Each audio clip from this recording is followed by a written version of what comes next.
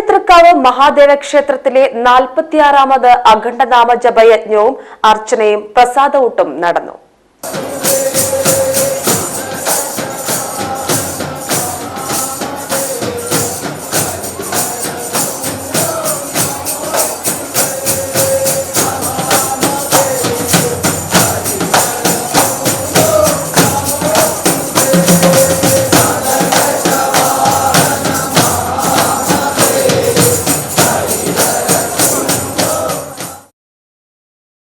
പൊന്നാനി ഓംതൃക്കാവ് മഹാദേവ ക്ഷേത്രത്തിലെ 46ാമത് അഖണ്ഡനാമ ജപയജ്ഞവും അർച്ചനയും അന്നദാനവും വിപുലമായാണ് നടന്നത്.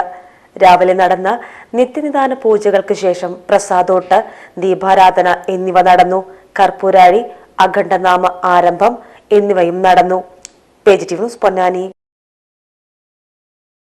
ആചാരങ്ങളും ആഘോഷങ്ങളും പലപ്പോഴും പലതാണ്. അതുപോലെ തന്നെയാണ് നമ്മൾ അണിയുന്ന ആഭരണങ്ങൾ.